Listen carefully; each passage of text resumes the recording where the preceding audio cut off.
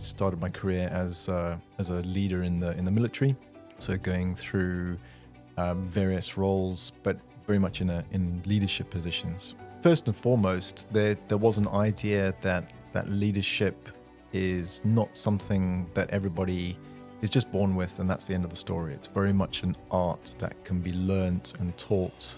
When you start from that perspective, it opens people's minds to saying, well, actually, yeah, anybody can be a leader. Anybody can become that person that leads, and it takes that spark. There's a playbook for leadership. I mean, we're all different. Every single one of us is unique in our own way. Is there a playbook that you can start to work through to say, actually, at the end of this, I'll be a functionally competent leader?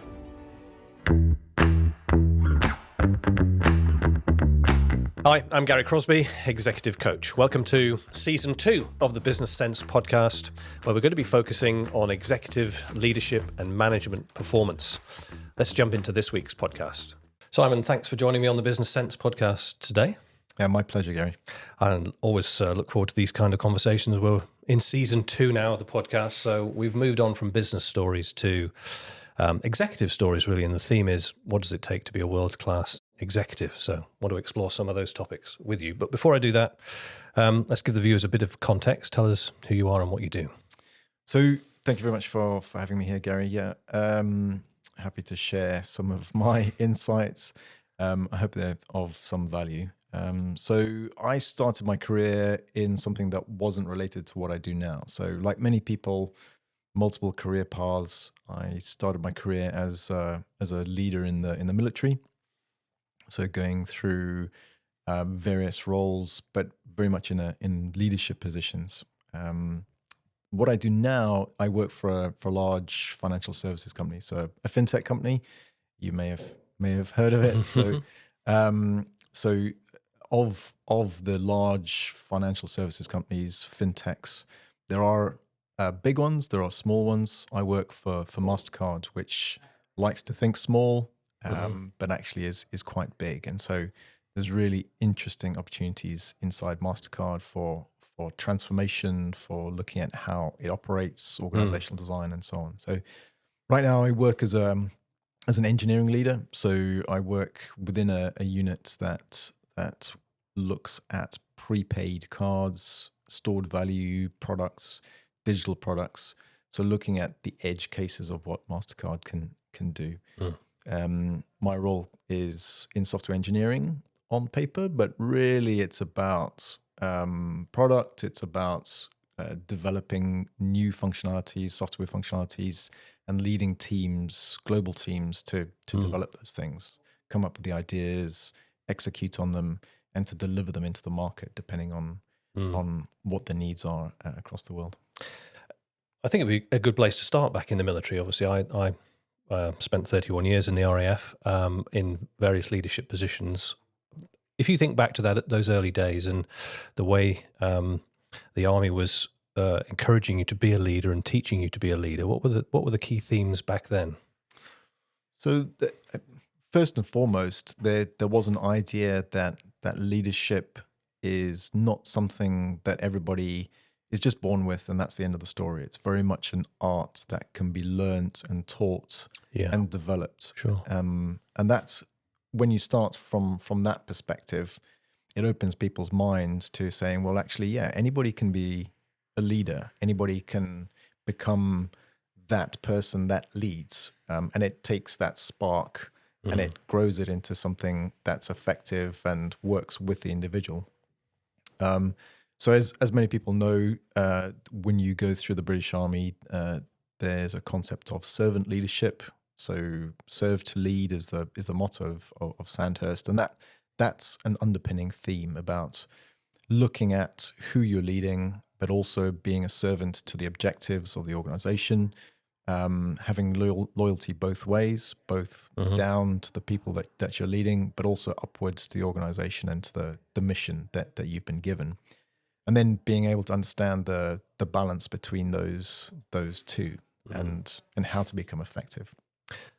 Yeah, I'd always think back to Adair's task team individual circles and imagine certainly in my organisation, we were very task focused. The idea of launching an aircraft on a mission was fundamental to the achievement of the task. I'm not saying that we necessarily neglected any of the others, but there was a very strong task focus. Did you find that serve to lead meant that you spent a lot more time, in and around the men and the leading from within, as it were? Absolutely. The point I think was drummed into us was that some of the things that we would be asked to do would be tough, and that as individuals it would be tough for us or us to do as individuals or as teams, requiring a little bit extra. Now, to be able to do that, you need to get people to want to do it and to feel part of the mission, part of the team, to have purpose. And the way to do that is to make sure that you are operating as a unit, to serve people, to get into their heads, and to also help them understand that it is about task and team, and for themselves. It's not just the leaders; it's everybody thinking about, well, what do I want as an individual? What is my contribution? Why are we doing this? Certainly, starting with the why was something that we unconsciously practiced, and it was drummed into us. So you look at starting with the why. What is the mission? Why are we doing this mission? Why are we all here? What are we hoping to achieve? And then going into specifics about how we're going to achieve it, so, how people fit into the plan, and so on. And giving people that understanding and using that as a leadership practice was probably a key foundation. And how does it change when you're in a position where you're asking people to genuinely risk their lives in that kind of environment? They're fighting for themselves and for the person either side of them. What's the leadership challenge? So there you're asking people potentially to make the ultimate sacrifice. And that's something that is their choice. It's not something you can force somebody to do. It has to be willingly given. And that means there's a bargain in place, in that they know that the individual risking their life for the greater purpose knows that they are being looked after and that they're getting care, a fair deal. They're doing something greater than themselves. Getting that idea through and making sure that people understand that we're all on that same page was a key part of the leadership message. So making sure that people feel comfortable with what they're doing, they understand the gravity of what they're doing. Sure. Helps to bring that across. Let's remind me if I forget. I'd like to come back to that, and when we get to the more senior end of the executive scale. It's all relevant. It's definitely all relevant. Exactly. And so now you're coming out of the British Army and moving into industry. Was it straight to MasterCard, or was there something else? Yes, it was. It was straight into MasterCard. I think many people, as they go through their careers, through their life, they'll try different avenues. Certainly, I went into a part of MasterCard that was execution focused. So program management, looking at executing projects, as many people do.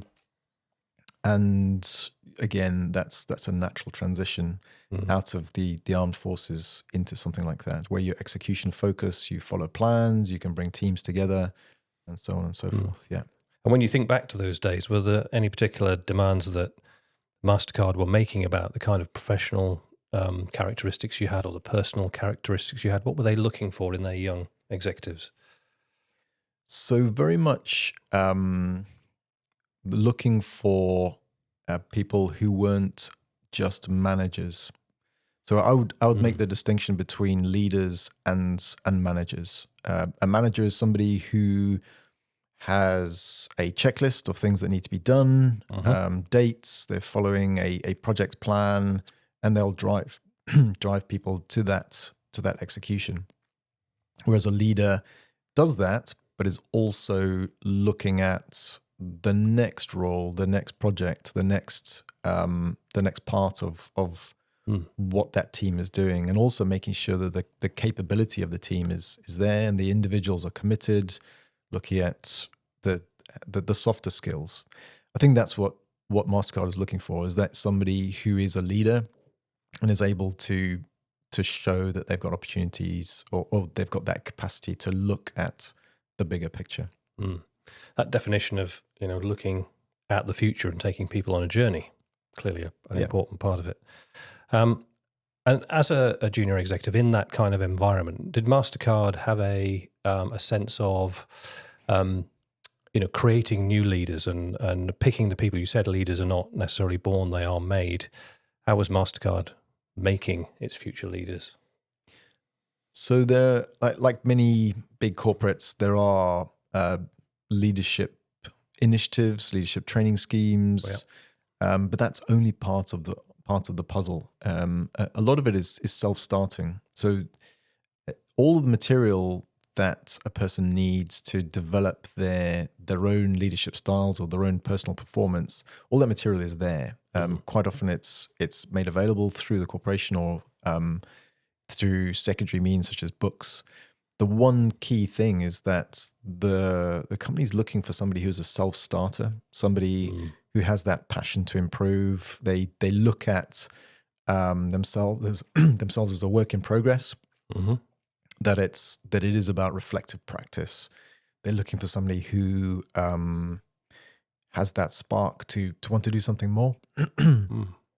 And that's the key thing. So it's a blend. So MasterCard's looking definitely for people who have all of those capabilities. And does it start with self-awareness and emotional intelligence, that sense that a lot of people, I count myself amongst this group, certainly a few decades ago, would kind of stumble through life without being aware of really truly of themselves and of the impact that they have on others. When you're in that position, learning to become a leader, how important is self-awareness and emotional intelligence? It's absolutely important. I think there are, and not just for leaders, just for people who are perhaps individual contributors or deep subject matter specialists who are absolutely crucial to any organization. The same applies, that it is about understanding the way we do things is just as important as the how or the what we do. The way we approach things, the way we work within teams affects the entire organization. And that's very much a theme, is there's the what you do, there's the how you do it, together making something that's how you bring value to the organization. To yourself, about having that spark for self-improvement, that reflective practice is definitely emphasized and really, really important. What was your tactic for that then? Did you read a lot, reflect a lot? What was the way that you developed those skills for yourself? So you must have heard the phrase "leaders are readers." Being a student, I think is something you've mentioned on previous posts and podcasts. Definitely, that's the way ahead. Is to have that curiosity, that will to improve and look at yourself in a very neutral way with an idea that you are just a work in progress. Let's reflect. Let's get better, and having that way of moving forward. It's a bit like, as an engineer, I can remember being trained as a junior engineer. A very important part was to keep an engineering journal, like an A4 piece of paper, a very old school way of doing things. And whatever you did on that day, you would write down what you did, but then also the reflective practice came in. What could have been done better? Yes, it was from an engineering perspective. What did we do? What piece of engineering didn't go so well? What do we need to do to improve? So that quest for zero defects, that kind of Six Sigma feeling, was always there. It's just, if you take that and you look at it in the mirror, you look at yourself, well, actually, the search for quality, that quality part, you can apply to yourself as well. The same applies with the right mindset. And did you? This may have been somebody that you worked with, somebody who you worked for, or maybe somebody else that you read about. Did you identify any role models or people that inspired you to become a better leader? So there's so many role models within my organization. Certainly externally, there are people who really show certain characteristics that I can I can aspire to. People like Daniel Priestley with his entrepreneurial spirits. Some of the quotes that came out of Steve Jobs from a kind of product design or product development perspective. Our old CEO Ajay Banga was very much for somebody was very much somebody who who believed that, and this is his phrase, doing well by doing good. So it's not necessarily what you do; it's the impact that you have and the way that you do it that really gives it its power. So a number of sources. There's quite a few. Yeah. And then there's these kind of slightly less tangible qualities, I think. And I was reading something the other day talking about, grit and this sense that things are not always going to go right and that sometimes you're going to have to pick yourself up. Is that something you can teach yourself, or have you got to have that? So definitely, if you find in life, and this is maybe a little philosophical, if you find in life you're not falling over or things are always going well, it suggests that you're not trying hard enough. Yeah. If you get comfortable, then actually you're missing an opportunity for growth.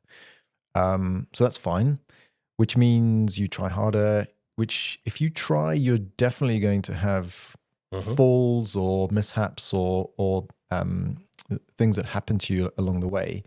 Which means you need to build your own skills for resilience, for moral courage, for being able to get over that hump or to pivot. Yeah.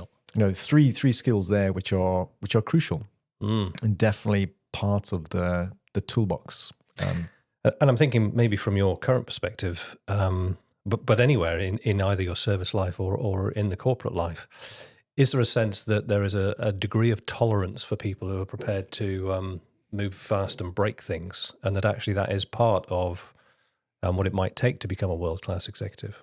Yes, that's a really interesting thought. So yes, to answer your question directly, yes, there are definitely people who would push for that, but I think the ones that are really effective emphasize that it's so when we move fast together. And that we move fast with the right mindset, not just to get things done quicker, but in a very quick feedback loop. So in software engineering, you have this idea, or agile development, you have this idea of failing fast. Yes. And learning very quickly from that failure and trying again and picking yourselves up.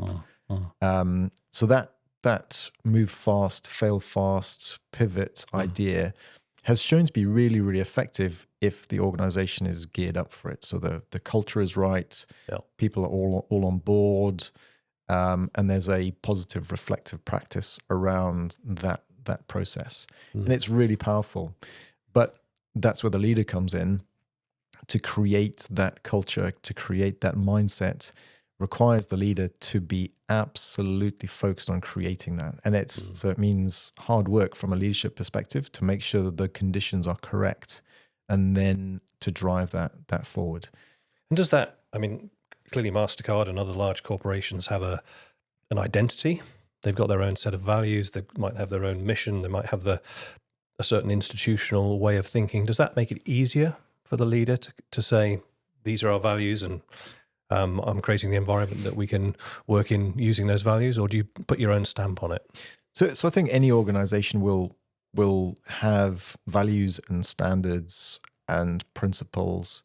They create a great framework for leaders to work within.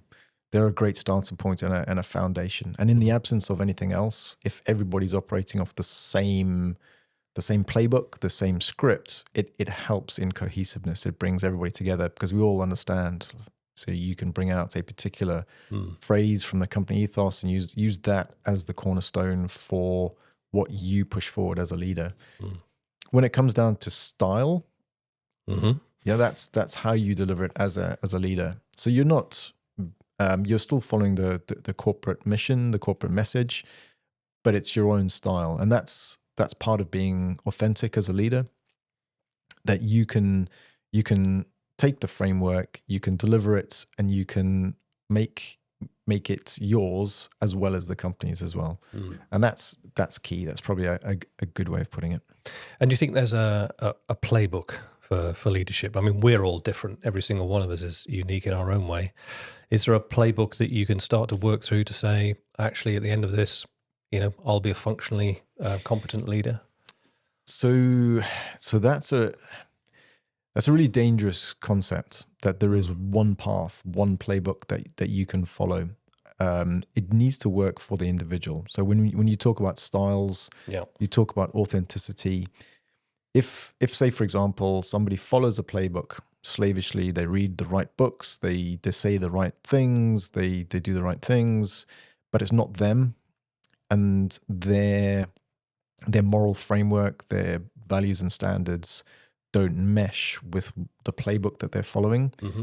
When it comes to a situation that doesn't fit their playbook, which maybe clashes with their values and standards, that's where it breaks, because they're not authentic. They're not able to find that deeper resilience, to find the answer that they need, and decisions are missed or whatever. So I would say there's no one playbook.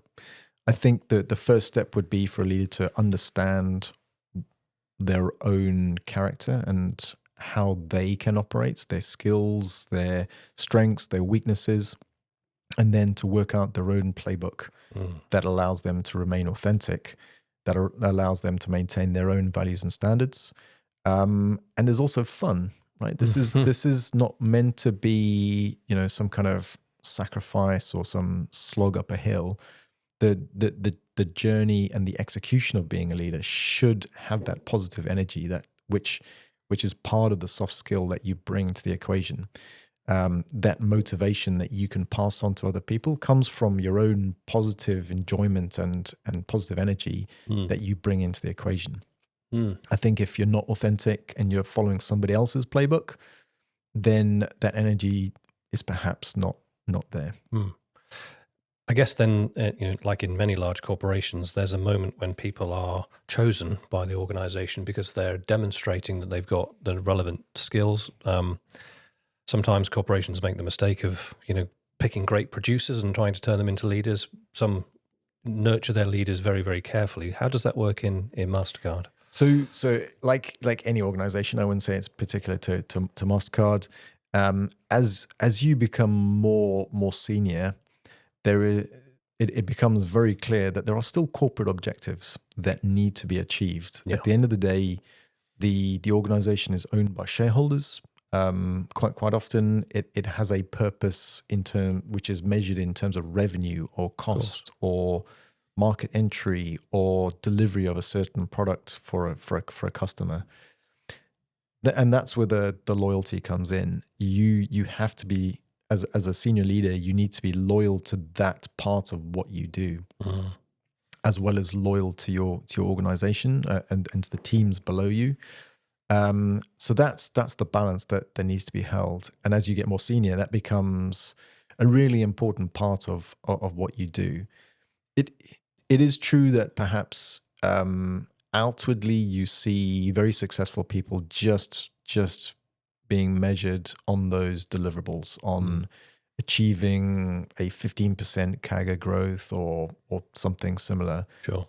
But I would argue that they probably wouldn't have got to that position had they not had those stepping stones along the way, where they were employing the soft skills, they were leading people, they were leading leaders. It's just that it's very visible, and perhaps they're measured along metrics that are quite blunt. Blunt.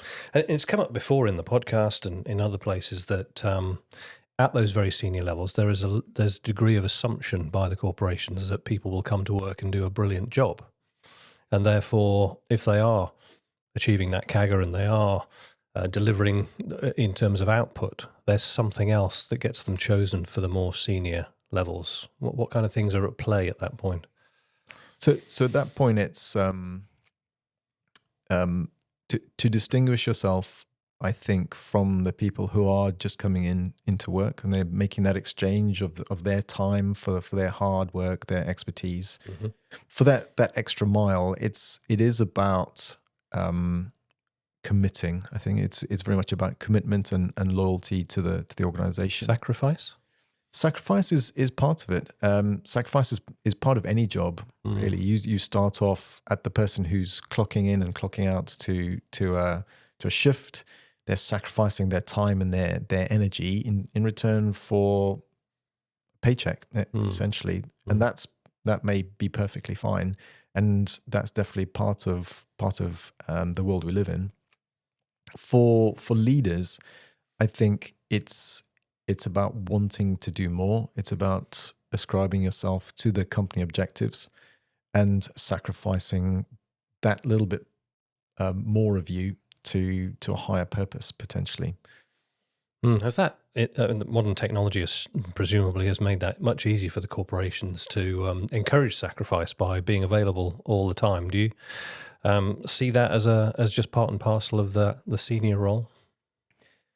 So there's so being available all the time is no excuse for actually being online and focused all of the time. Sure. I think every leader who has a leader as a manager should be able to have some kind of balance in and being measured not on their availability, but on their outputs and their effectiveness. And that's key. And that's a conversation between you and your teams and you and your manager potentially. And that's part of the cultural setup, the way people are working together. So I'll give you an example. So we work with teams across the globe, multiple time zones, everything from Vancouver to St. Louis to New York, the UK, continental Europe, India, Australia. And you could have all of those people on a call, which for you may be in the middle of the day, for somebody else is 2:00 in the morning. Yeah. And that's fairly routine. Now, nobody's expecting that particular person, or at least nobody should be expecting that particular person to go in and then do a full day in the office. Yeah. And when you're leading people, it's about knowing your team and knowing what they're providing. Like, are they fulfilling their role in context? Then yes. Then yeah, it's not about being available. So there are professional skills that are required that separate those who make it up into the higher levels, the VPs, the senior vice presidents, the C-suite members. What about their softer skills, their ability perhaps to be a bit more emotionally regulated? How important are the soft skills? I mean, it's obvious, right? The soft skills. In fact, the whole term of soft skills is maybe misleading. It's about having a version of yourself, an authentic version of yourself that works as a leader and is effective in that role. So and the way I would put it is that as you go through life, you're playing lots of roles, authentic versions of yourself. A single person could be a father, a husband, a friend, but also at work, you're a leader, a colleague, a coach, a mentor, and that's part of it. You're fulfilling those roles in a different and authentic way. And do you get a sense then that as the triangle narrows and you're getting closer and closer to the top, that there's also a sense that you must fit in that environment? Is there a selection process there, which is like, well, we'd like this person to come and join our current group because we think they're going to fit in? There is a bit of that. I wouldn't say it's anything to be worried about. I think that as you move up the ladder, so to speak, as you gain experience as a leader and as an executive, you are already selecting yourself the kind of organization that you want to be part of, that you can thrive in. Sure. And so that's it's worth flipping the question round. It's not necessarily about the person fitting in. It's about that person selecting an organization that fits them. At the end of the day, they need to be authentic to be effective and to really perform. And if they're in an organization that doesn't work for them, then that doesn't work for them. And they need to think about either how they change the organization, if they're able to do that, or change their small party organization, or drive a new acceptance of their style or who they are, or find pastures new. And that's a tough one. To enable growth, you may need to move on to something different that gives you more opportunities and fits your leadership style, your executive style a little bit better. But that's tough. That's tough. And does it come back to one of the soft skills, if we can call it that comes up a lot in my coaching, is people's view that their networks aren't big enough or deep enough, or they don't spend or have enough time to develop a network. How important is that skill? So networking for the sake of networking is a dangerous pastime. It absolutely, collecting people on LinkedIn, you see people absolutely obsessed with raising the number of people that they're connected to. Yeah. But when you talk about, well, what is your connection? Well, I don't really have a connection with that person. It's just a point. It's just it's a mark. Having really effective connections with people who are mutually supportive, people you can talk to, people who are involving you in conversations and you're involving them in conversations, that's much more powerful than having a massive network. Sure. I think if you have a medium sized network, if that means anything to anyone, of people who you can really relate to, and it may only be somebody you've met once, but I remember that person. They were really good at X, or I had a great conversation with them. That's somebody you want in your network. And then the idea that, well, it's not so much a network, but a group of connections who you can offer things to, not just take things from. Right? And that's key. So and that need to maintain your network and maintain your connections and offer things to them is just as important, which is why you don't want a large network, because you'd need to maintain that. And having seen people go through a deliberate exercise of trimming their network, like brutally unlinking people, you didn't really need to get to that point. It's quite cathartic. Yeah, I can imagine. And part of networking, I think, is obviously having peers and colleagues and friends with whom you have a relationship that can be mutually beneficial. But a lot of corporations now, maybe more in this country than ever before, are investing in internal mentorship programs or external coaching programs. Have you experienced that in MasterCard? Absolutely, yes. So, and again, like many big corporations, the value of those internal networks has been recognized, and so at least within our organization, there are people. So let's just say the networks are all intersectional. So if you want to reach out to an engineer or a software engineer, there is a software engineer network or special interest group, or even within your niche.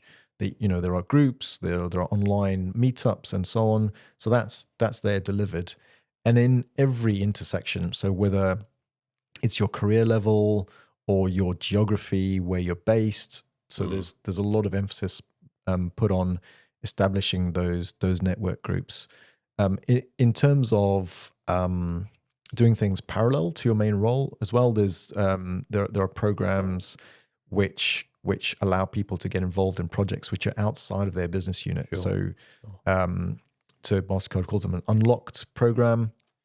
It's where people are invited to get involved in projects which are outside. So skunk works type things, really fun things, but are still part of the company's mission. They contribute, but they're a possibility to link up with other people, discuss opportunities, contribute to another part of the business, to make new contacts. and also to develop your career. So you're looking at other opportunities, you're building your portfolio of skills and so on. Same with mentorship. Definitely, it's provided through every intersection. So engineers, new starters, graduates, the Women's Leadership Network, and so on. Each one has its mentorship program, and they all intersect. So we spend a lot of our time, building those structures and putting something back into the organization. Yeah, very sensible. So that's a lot, really. If I was in the middle layer of the executive It's a lot. environment, there's a lot to think about there. Using your own experience, thinking about advising the younger Simon, if you like, or advising others. If we were going to pick a few things out and say to people, if you really want to get on, these are the key things that I would have you working on. Where would you go with that? So the first advice I would say is that is to know that you can do it, right? So you absolutely have the potential to get where you want to go. Then you need to define where do you want to go? Like how far do you want to go? And then look at, well, how do I get there? So I know that I can do it. I know where I want to go. Let me think about how I can get there, and know that there are no single step solutions to getting to that location, which means you need to come to the realization that there are a number of baby steps, like an overused term, but certainly micro steps that you should be taking in the right direction. And then understanding that each of those steps is going to be a learning opportunity for you to improve your skills. Likewise, you're going to have to improve your skills deliberately. So taking a focus and taking a very academic view on how you're doing and what you need to do. And that means taking deliberate steps, whether it's coaching, courses, reading books, reflective practice, which is really big. And that may not get you to where you thought you wanted to go at the start. Again, that's a separate subject, but certainly having a target is really, really important. And understanding also that in 2 years' time, 3 years' time, that target may have to be changed through something that happens. But it's still important to have a target. You need to have a direction. And that will give you focus. And that focus is what you use to bring you energy to move on. With that kind of underlying fundamental view that even though you're a student of leadership and you're observing leadership all the time in your organization, you've still somehow at the end of that still got to be you, because we don't want a big team of robots in a way. No, absolutely. You need to think about what you want to achieve. So as you're looking back, what story do you want to be telling about what you've achieved and where you've got? If you find, it would be terrible if you got to where you think you needed to go and you realize, well, this is not me. I've just sacrificed 20 years of my life to get to this point. I'm the CEO of this amazing $1 billion company, but I hate it. I hate the product and I really don't like who I've become. Then that's a shame. That's a crying shame. I think it's Stephen Covey, isn't it, who talks about climbing the ladder and then discovering that it's been propped up against the wrong wall. Absolutely, yeah. Which is interesting. I said I was going to come back to this, so we'll end on this question, I think. But I'm still fascinated, because it's been a journey that I've had to go on, about your thoughts about transferring military leadership into the corporate environment. What have you taken with you, and what have you had to perhaps abandon as a result of crossing over? Yeah, so to the dark side. To the dark side. So leading in the military. You're given a gift, and the gift is actually the whole organization is of a very similar mindset. The whole organization has been trained in the same way that you've been trained. People are uniform, and that allows people to create a very effective leadership style and way of working. But it's sometimes one size fits all, and that can work. Agree. I think the biggest learning was definitely that one size does not fit all. When you get into really complex and diverse organizations, understanding that diversity and being able to adjust your approach and your style to fit situations, to fit individuals. That's the key learning in being able to think about the audience and think about the organization and the culture and the massive diversity and intersectionality of the audience that you're talking to, and not trying to just slam one style down. That key learning for me, and that's not just coming from a military background. You could perhaps start off your career in one organization, learn a particular style, and perhaps incorrectly believe that particular style or approach or playbook is the be all and end all. Sure. Whereas actually you need to be ready to reflect and look at how effective that is for the current organization or the current situation or for yourself. So that's the biggest learning for me, I think. Yeah. And I guess it that very seriously impacts on the way you communicate, because the message now has to go to many different types of people. It does, yeah. And communication is key. And as we all know, the responsibility of communication is on understanding the communication is on the speaker. Yes, it's not on the listener. And making sure that your messages are being heard is really important. That you're communicating at the right level, at the right tone, in the right way. Super important. And also being able to get feedback where none is being offered. So you're understanding people's concerns. That servant leadership comes back, trying to have that fingertip feel of the parts of the organization or parts of your team or that are really important, because you're not going to get the same feedback. You're not going to get somebody to tell you to your face I think we should do it this way, boss, because so and so.